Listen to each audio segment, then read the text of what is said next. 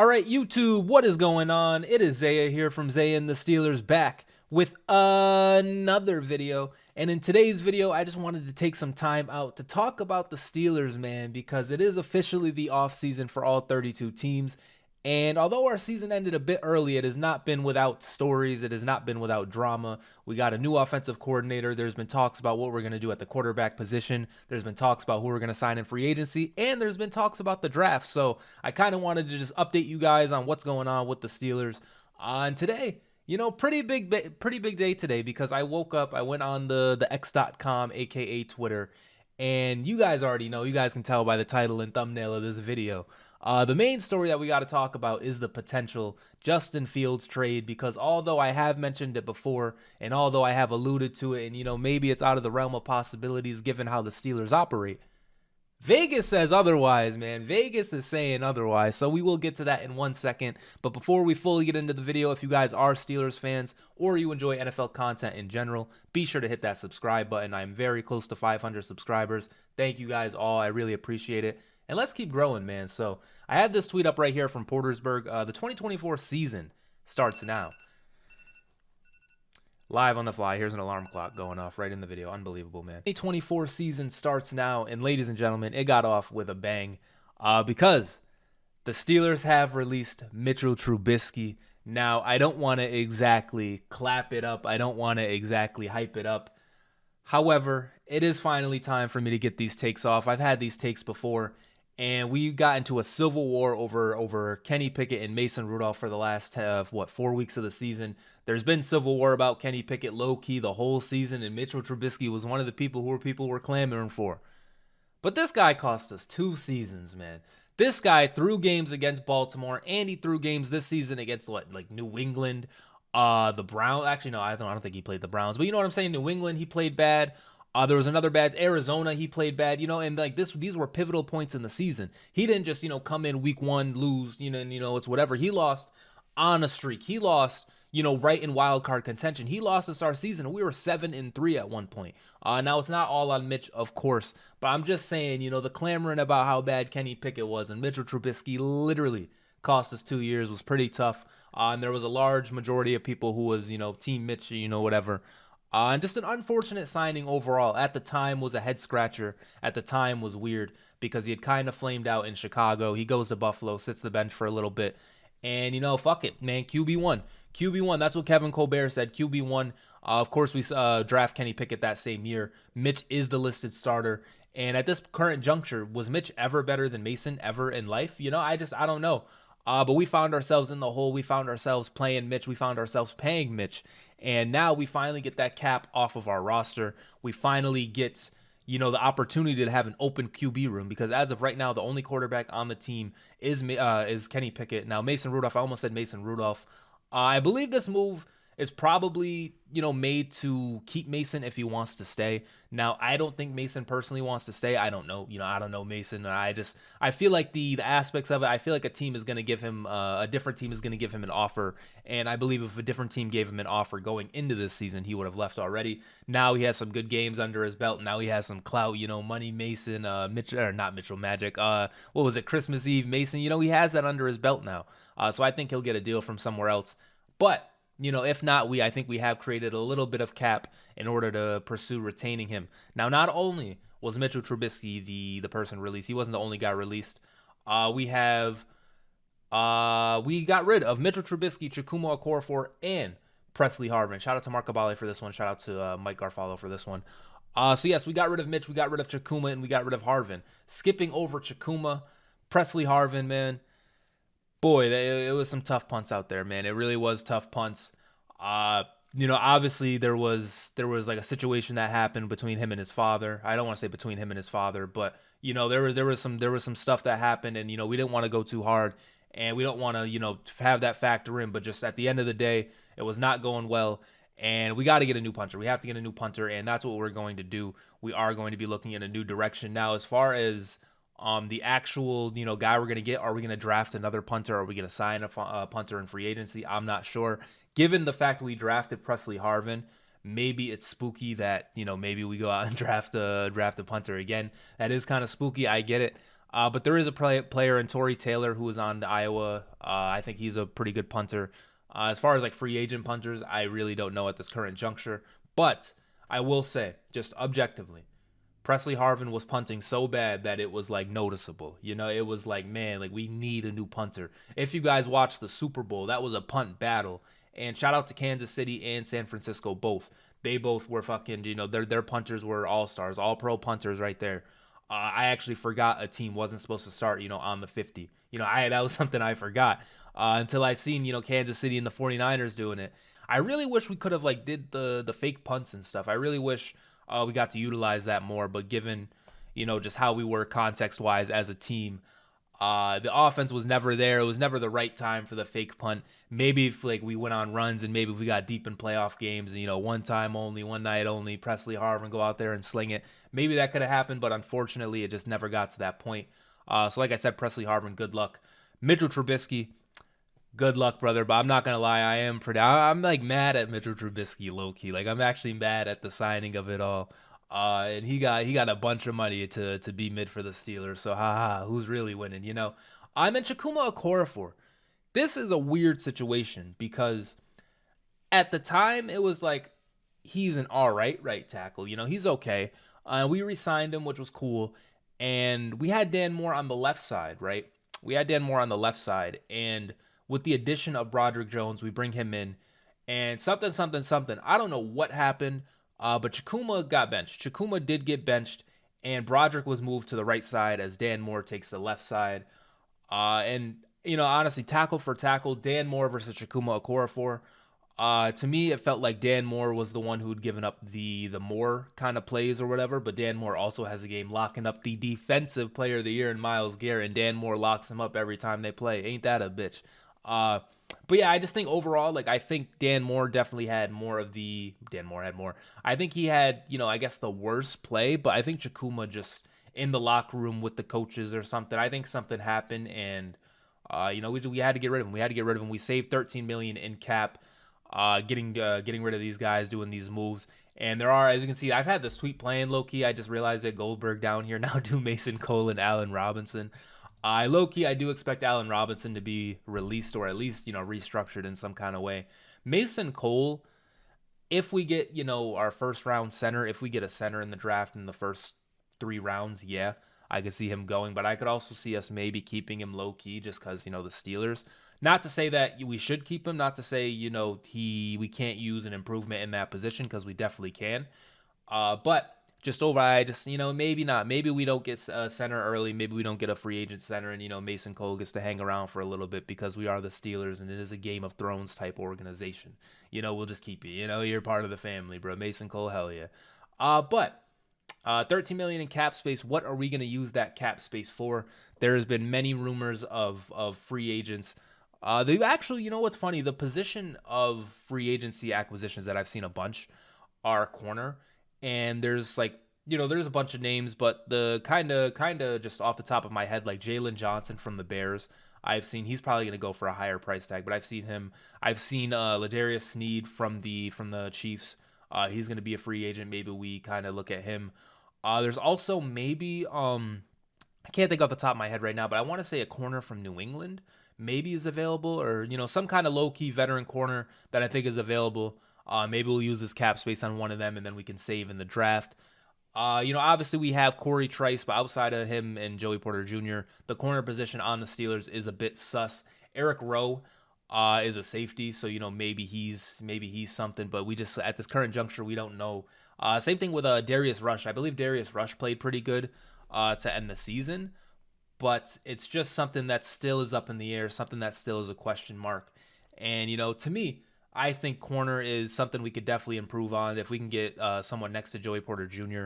who's like for sure locked down, who's for sure locking him up. Joey Porter Jr. island. We need a new island with 2 islands. 2 islands? Are you kidding me? Like we need that. So maybe this cap space can be for that. Maybe this cap space can be for a potential veteran quarterback we bring in. Or just other positions overall if they're not going to be those 2 main pieces. The Steelers are really good at kind of getting low key 80 overall to, high 70 overall players and just kind of patching them in and turning those players from high 70 overalls to, maybe like an 83. Was a Landon Roberts like an 83 this year? To me, he was. Cole Holcomb, when healthy, was like an 83 this year when healthy. Quan Alexander, same thing. I feel like we elevated the play of the linebacker position specifically this year with the people we had. And so, maybe we'll make more moves like that with our $13 million in cap space that we saved by releasing Mitchell Trubisky, Chukwuma Okorafor, and Presley Harvin. Probably more moves to come as well with Mason Cole and Allen Robb. This gif is hilarious, though, with Goldberg down here. So now, next. So we have this tweet from Baku. Shout out to Baku. This just cutting players to make cap room after firing the entire staff and hiring out-of-house candidates. The old ways are officially changing, man. Wow.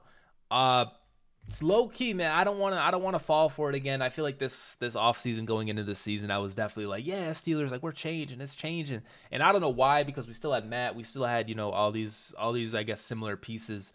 But it definitely is signs of the right direction. It definitely is signs that they're listening. It definitely is signs that, hey, man, this year maybe could be different, possibly could be different. We got, outside hired offensive coordinator. We did resign running back coach Eddie Faulkner. We also got a new quarterbacks coach who, off the top of my head, I can't think of. I believe he was from the Chargers, whoever the quarterback coach was. Just once again, I can't think of the name off the top of my head. Mike Sullivan, who was our quarterbacks coach / step-in offensive coordinator, is, I believe, going to remain with the team just in a different role. But yes, we do have a new quarterbacks coach and offensive coordinator. Thinking about the quarterbacks coach too, just Mike Sullivan. Like I don't know when exactly he came in, but when we look at the quarterback room, which I'm assuming for how long he's been there, at least with Ben, Mason, and Duck, right? I feel like he's at least been there since then. If not, I apologize. But we've seen Mason. Mason kind of gave us, 4 games. He kind of gave us his first season starting, maybe a game or two there. Duck, what a run from Duck. Dobbs even was he there for Dobbs? It's just, I don't think the quarterbacks themselves have been, I guess, exactly developed, the best.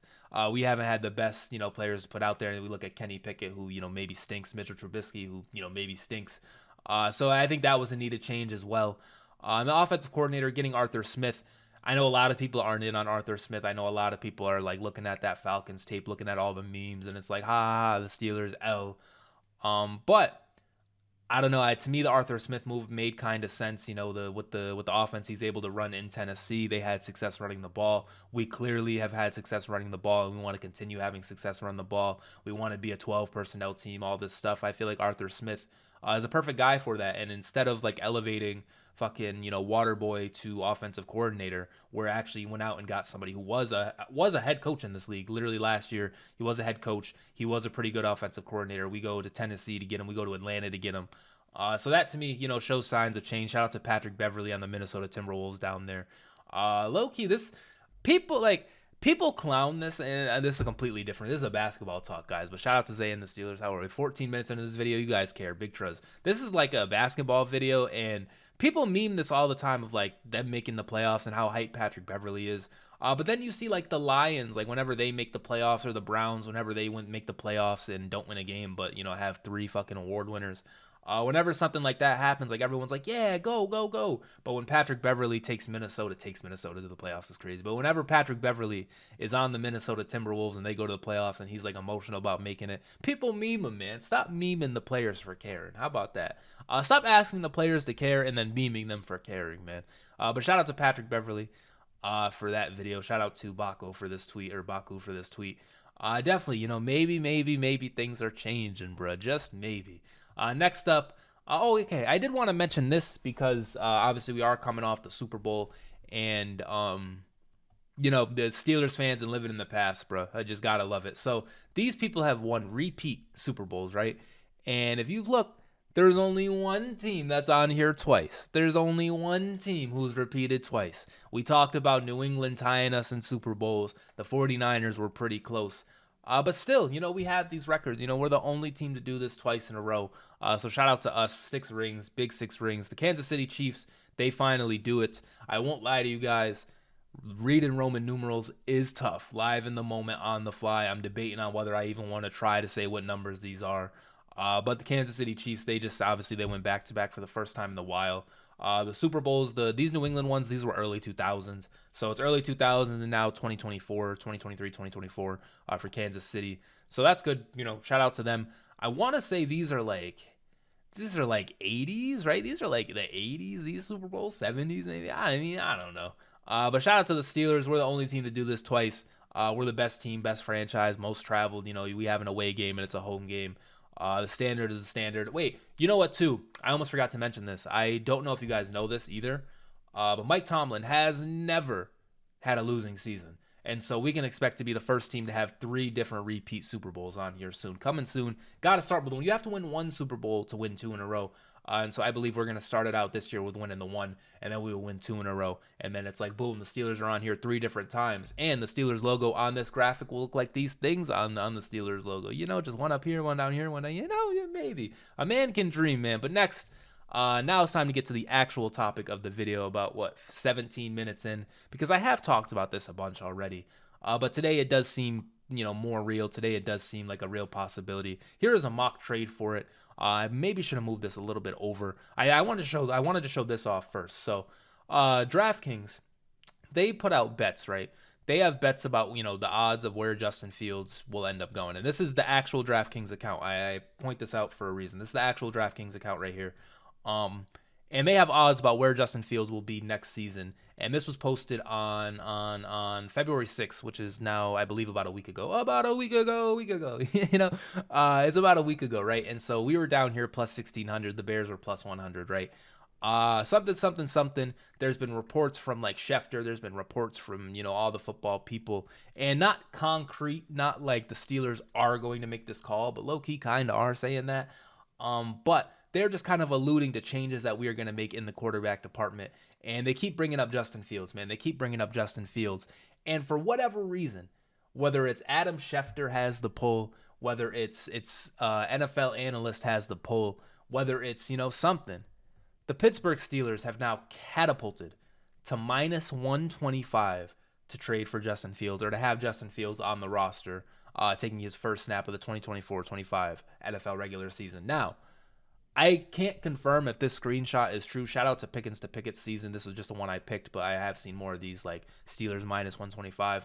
I don't know if this is exactly real, but the DraftKings thing, like, they have posted this before, and I don't know if I can even do this in my state low-key to look at it myself.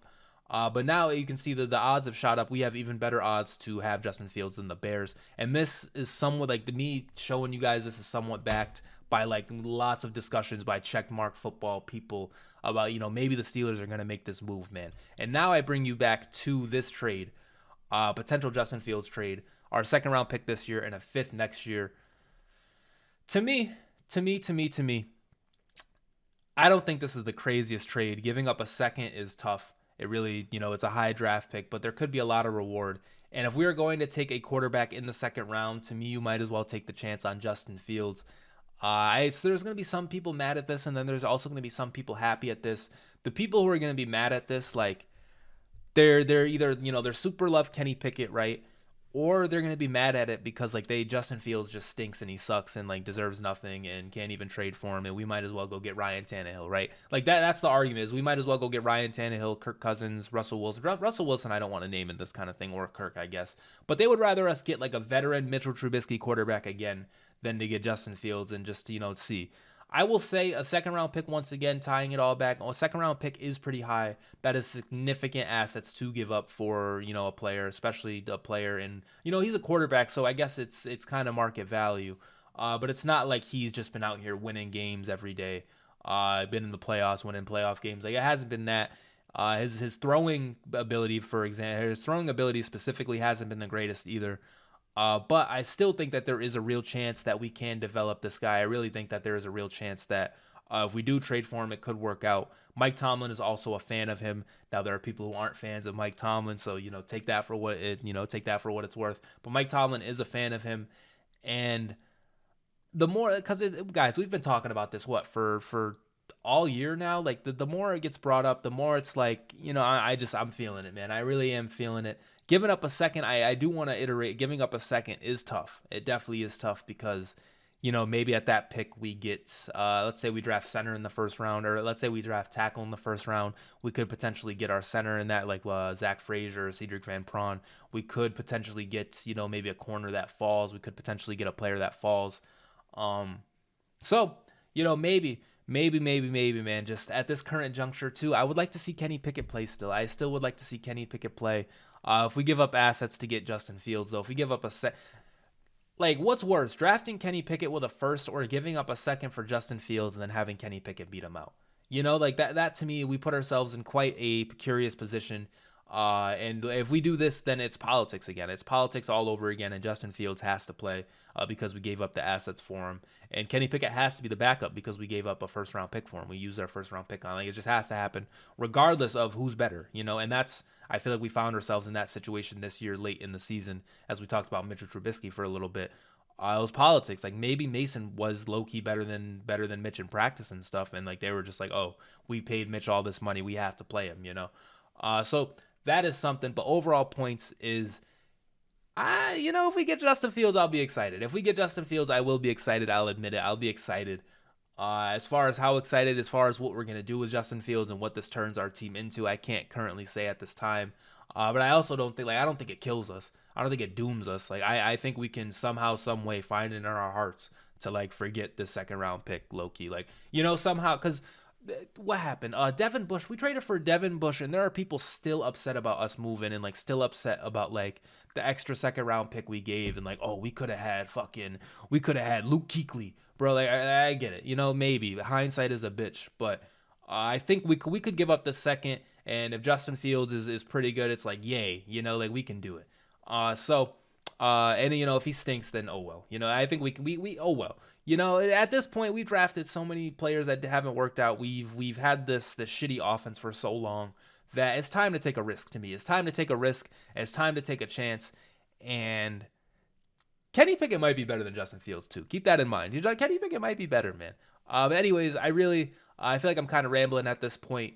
I don't want to guarantee Justin Fields is going to be the Steelers or going to be on the Steelers or envision what it's going to look like with Justin Fields. But I did want to kind of make you guys aware, man.